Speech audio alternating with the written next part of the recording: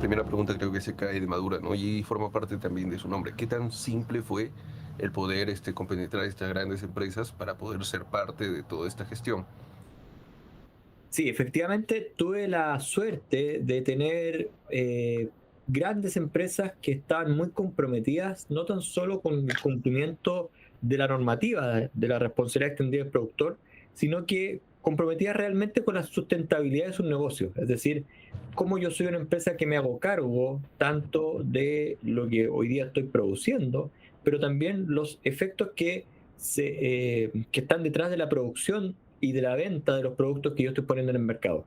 Por lo tanto, yo diría que muchas de esas empresas tenían la convicción real de que esto finalmente era importante hacerlo, era necesario reunirse, conformarse, y por otro lado son las empresas que están impulsando, son 25 empresas de distintos rubros, que están impulsando un proyecto que les va a servir a más de 14.000 empresas a lo largo del país. Por lo tanto, no fue fácil, pero tuve la suerte de contar con 25 empresas que tenían en su ADN el tema de la sustentabilidad. ¿Y cómo fue el primer contacto? ¿Cómo fue que llegaron a estas empresas en cuanto a la formación de Gramsci, ¿no? La formación data del 2018, en donde 10 empresas dentro del gremio de alimentos y bebidas, AVE Chile, decidieron que tenían que formar el primer sistema de gestión, básicamente por la convicción que señalaba antes de la sustentabilidad y porque también estaban afectos por esta normativa. Fue así como en el 2019 me contrataron en febrero para ser el gerente de este proyecto y desde ese entonces nosotros hemos hecho la invitación para que otras empresas de distintos rubros, y hoy día por ejemplo están empresas del sector de las viñas, cervezas, tabaco, retail, eh, productos para el hogar, cosméticos, empezaran a incorporarse a este proyecto y fue así como ya en abril de este año, en abril del 2021, entramos al Tribunal de Defensa de la Libre Competencia con estas 25 empresas y con este proyecto de sistema de gestión colectivo para tanto residuos de categoría domiciliaria como no domiciliaria. Y es así como hoy día nosotros estamos ya en tramitación, en la finalización de la tramitación, y esperamos en el segundo semestre de este año ya poder empezar a operar y de esa manera poder ingresar a todas las empresas que estimen conveniente de poder cumplir la ley REP a través de nosotros. Creo que sería importante tenerlo registrado en video. ¿Qué es un Grand SIC y qué lo diferencia de otros sistemas de gestión, no? Sí, los sistemas de gestión colectivo son aquellos entes que van a organizar y financiar la gestión de los residuos reciclables de las empresas que lo conforman. En palabras sencillas, son aquellos que van a financiar y van a contratar a terceros para recolectar, clasificar, pretratar y finalmente volver al mercado los residuos antes señalados, los recolectados. Ahora, un sistema de gestión colectivo son más de dos empresas. Un Grand SIC son más de 20 empresas juntas. ¿Y qué significa esto? Que los Grand SEC, aparte de tener ese numerito mágico de 20 empresas, tienen además otras obligaciones asociadas. ¿Cuáles son esas otras obligaciones? La recolección selectiva, la recolección a domicilio de los envases reciclables, partiendo con el 10% de las viviendas totales del país, que son aproximadamente 650.000 el año 2023, y ahí en adelante seguir hasta contemplar el 80% de la cobertura de las viviendas totales del país en un periodo de 12 años. En paralelo, significa que también los Grand SIC tienen que instalar y operar puntos limpios, puntos de recepción, que parten en 100 puntos el año 1 y terminan el año 4 ya con 350. Exacto. Y creo que para complementar un poco, los Nancy se encarga de, digamos, cerrar el círculo en cuanto a la circularidad de todo el ciclo productivo y de consumo de estas empresas, ¿no?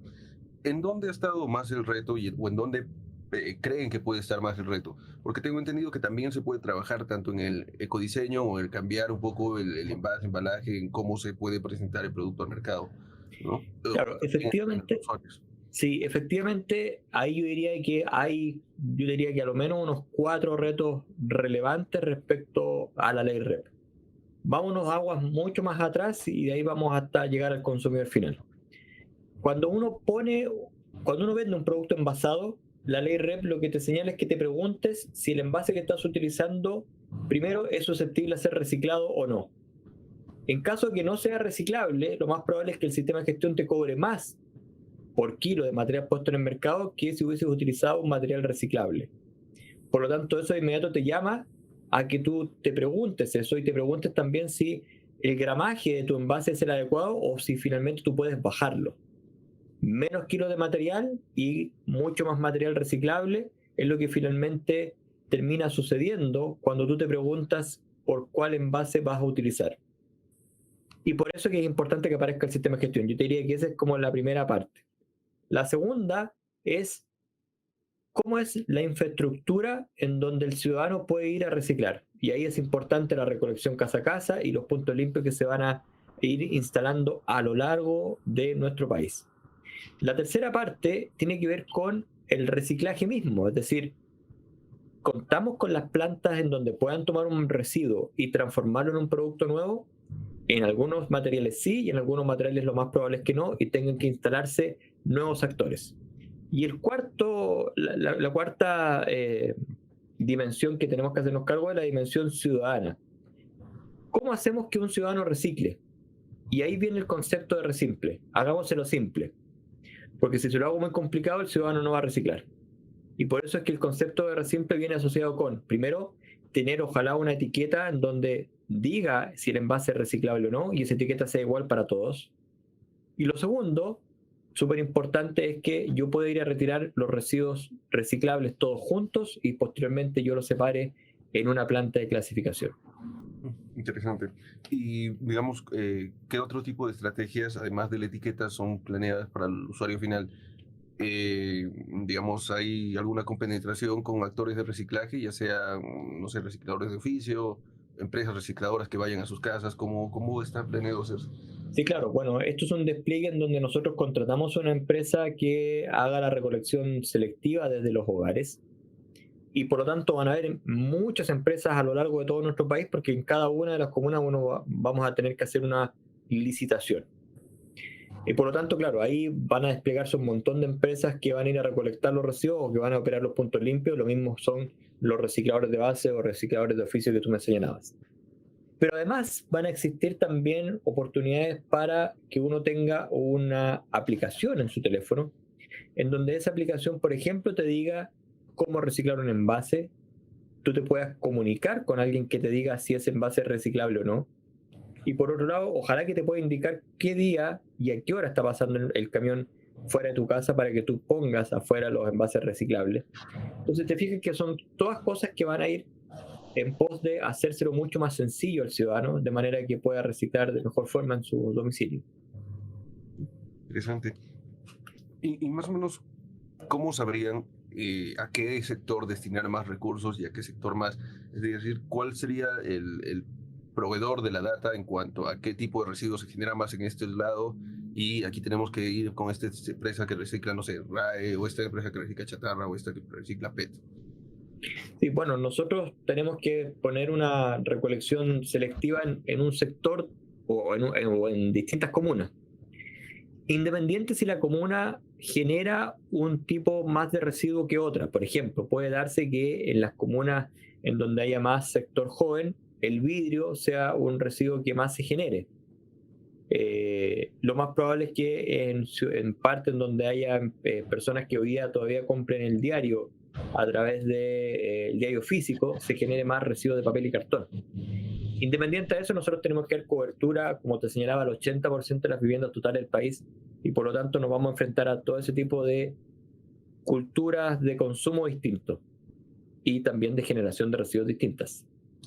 Cuando conversaba también hace un tiempo con empresas de reciclaje, me decían que hay un actor olvidado en cuanto a todos estos sistemas de gestión, que son los supermercados, porque ellos cuentan con una data, digamos, un poco más certera de cuántos productos realmente se venden digamos, el perfil de consumo en algunos que tienen de esto. ¿Han planeado utilizar este actor o, bueno, hacer algún tipo de sinergia, alianza con este tipo de actores? Sí, lo que pasa es que ahí hay que tener cuidado porque cuando y cuidado con la libre competencia y la confidencialidad de los datos también. Porque efectivamente, claro, el supermercado sabe a ciencia cierta, y sobre todo si te pide el root, qué es lo que tú compraste. Imaginémonos que tú siempre compras en el mismo supermercado. Por lo tanto, claro, esa data es súper interesante para el momento de decir cuáles son los envases que va a generar esa persona. Pero ahí tenemos que visualizar si finalmente ese tipo de data uno lo puede acceder y puede ser utilizado para fines de reciclaje.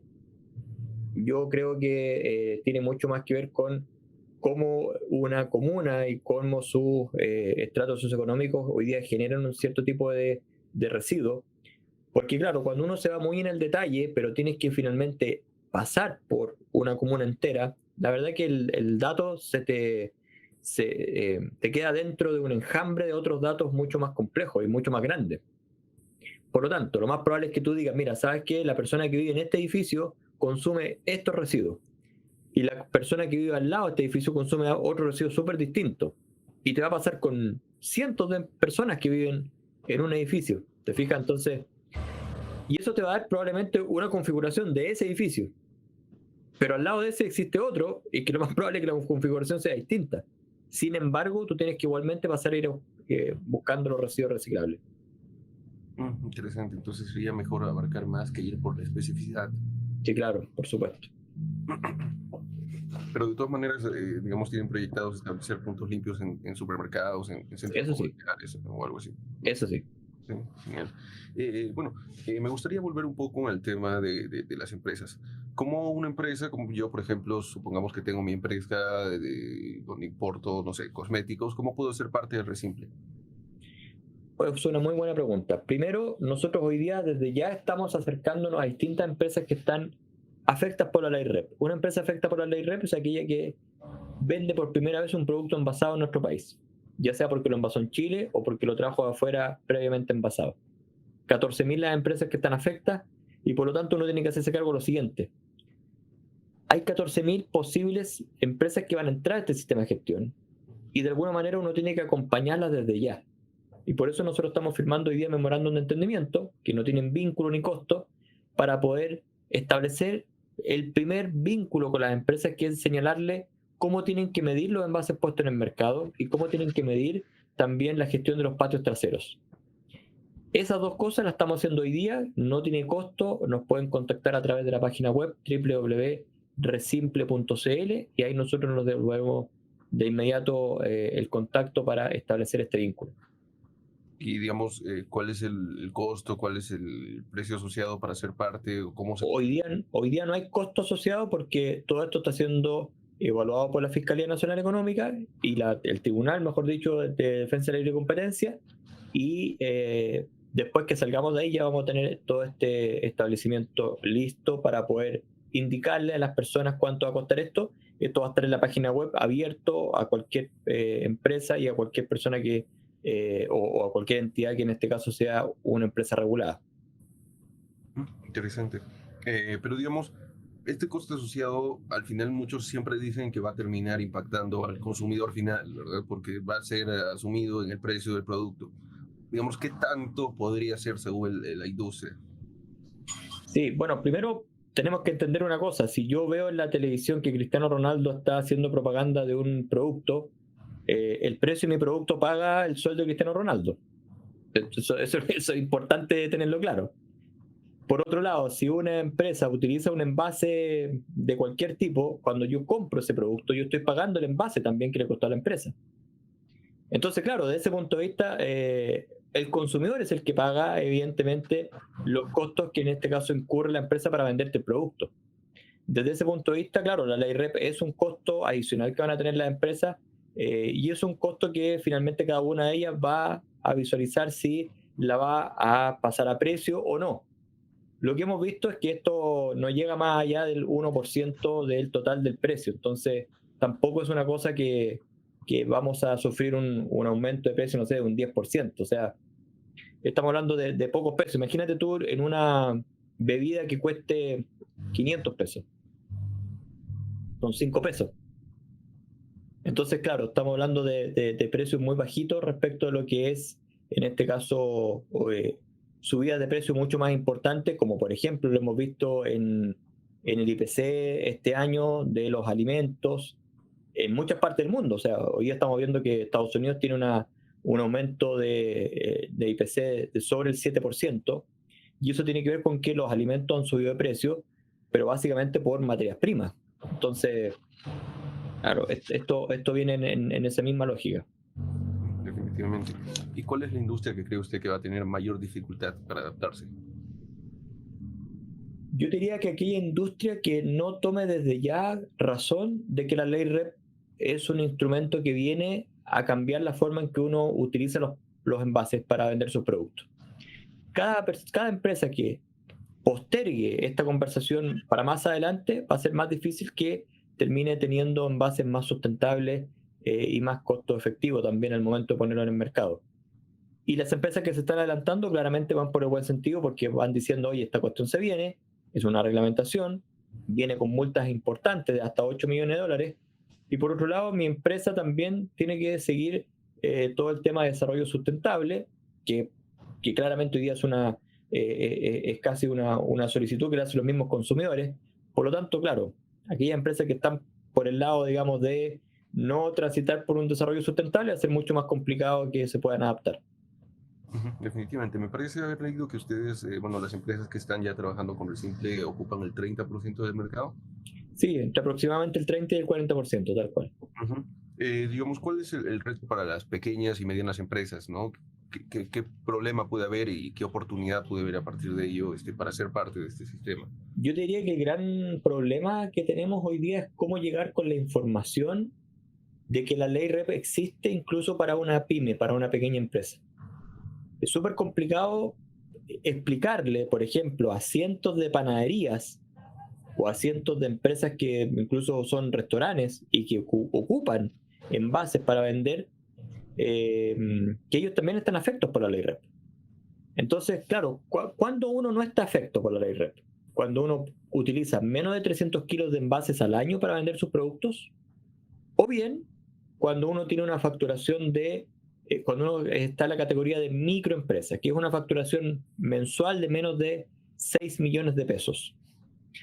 Esas son las dos opciones que yo no sea afecto por la ley REP. Y de ahí para adelante existen estas 14.000 empresas afectas. Lo más complicado es llegar con la información primero que esta ley REP existe. Y el siguiente paso, evidentemente, es que se puedan incluir en este sistema de gestión. Este es un sistema de gestión que está diseñado para cualquier rubro, un rubro tan distinto como los laboratorios, hasta los que venden cemento, pero también para cualquier tipo de empresa de cualquier tamaño. ¿Cuáles son las ventajas de las empresas más chicas que estén empresas grandes ya en este sistema de gestión? Que las empresas grandes son las que van a sostener mayormente el financiamiento de este sistema de gestión, porque son las empresas que más ponen envases en el mercado.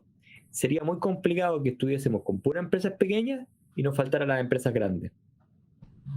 Efectivamente, porque siempre se decía pues que en todos los sistemas de gestión, de reaprovechamiento, las empresas pequeñas tenían este temor de que cuánto me va a costar, esto me va a incrementar mucho mis costos, esto me va a hacer quebrar y solo va a ser beneficiario para los oligopolios o las grandes empresas, ¿no? Y en ese margen, digamos, mencionaba usted también que habían mandado un memorándum de cómo la empresa puede saber cuántos bases genera y cómo recuperarlo. Más o menos, ¿cómo han logrado eso? ¿Cuál es la estrategia? Nosotros hoy día estamos en prácticamente 200 empresas con firma con este memorándum, en donde estamos haciendo una asesoría gratuita, un acercamiento con ellos, y estamos enseñándoles qué es lo que es la ley REP y cómo poder enfrentarla con respecto a los datos que vamos a necesitar nosotros para poder operar este sistema de gestión. Y por lo tanto queremos llegar ojalá a las 500, a las 1000 empresas para ya tener al menos un sector de las empresas totales de nuestro país en donde ya tengamos empezar diciendo, oye, mira, estas son las empresas que están, en este caso, haciéndose cargo de la ley REP a través de este sistema de gestión. Lo cual permite también movilizar a empresas similares. Lo que me ha pasado es que cuando he entrado a un rubro particular, por ejemplo, te cuento que entré al rubro de las empresas que venden harina, los molinos. Y claro, entré ahí y muchos molinos dijeron, oye, yo también quiero estar ahí. Por lo tanto, hoy día tenemos aproximadamente como 12 o 15 molinos que están dentro de este sistema de gestión, porque como rubro entendieron que era la forma en que, independiente del tamaño del molino, podían en este caso cumplir la ley REP.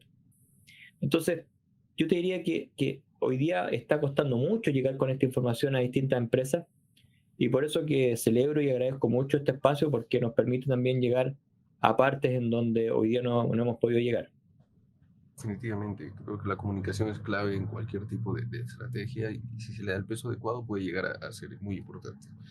Y algo que importa también es, y mencionaba antes, es las empresas que se generan a partir de esta oportunidad, ¿no? A partir de este gran SIC, las empresas que generan, por ejemplo, en revalorización de residuos, en acopio de residuos, ¿cómo lo han proyectado y si se han visto un incremento en cuanto a la intención, no sé, de empresarios que buscan generar estas empresas revalorizadoras?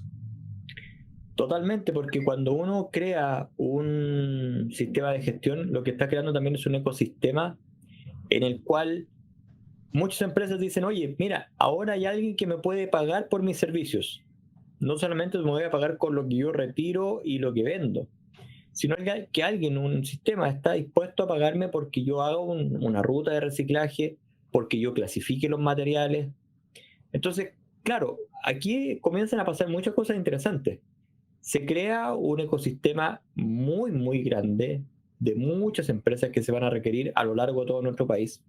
Y por lo tanto, aquí lo más relevante es que existan ojalá muchos emprendedores que también lo estén visualizando, porque claro, hoy día las empresas que nosotros vamos a requerir lo más probable es que no están aún operando, pero van a empezar a operar en la medida que ya comience esto en el 2023.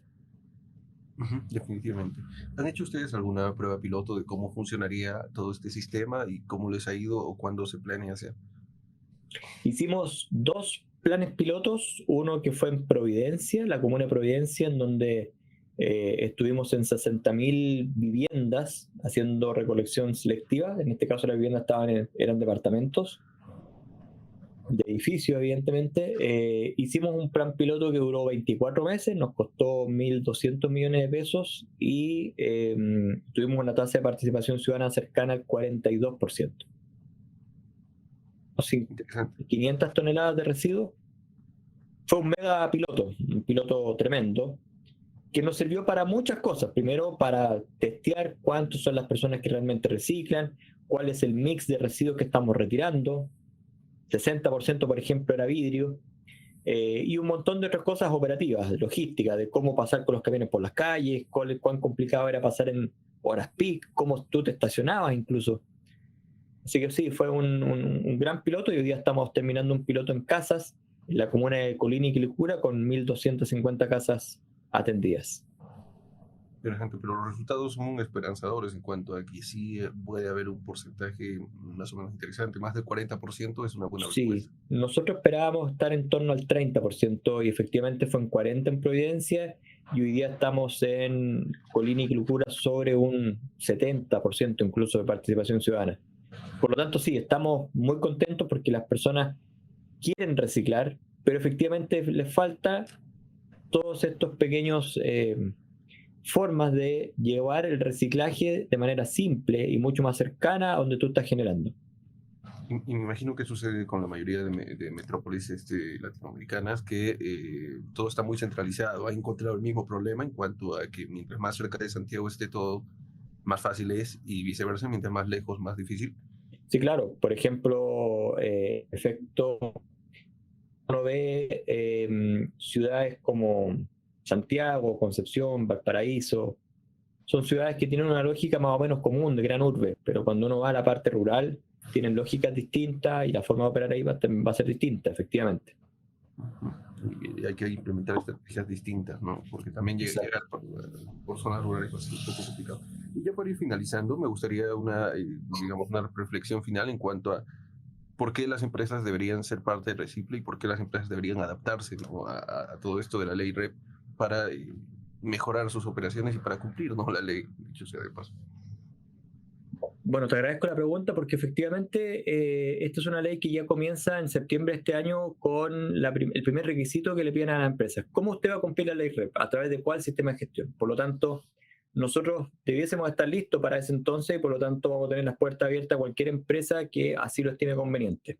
Nosotros creemos que vamos a ser efectivamente los primeros, también vamos a ser con empresas que tienen una alta cantidad de volumen puesto en el mercado y por lo tanto la costo eficiencia y eh, el tema de tener menos costos para las empresas también es un valor que para nosotros va a ser súper importante.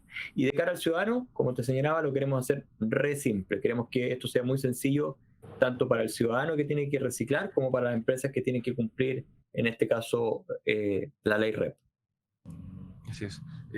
Muchísimas gracias de verdad por su tiempo. Ha sido bastante inspirador y espero que podamos conversar ya en septiembre, octubre, cuando todo esté funcionando, para darle un update a las cosas.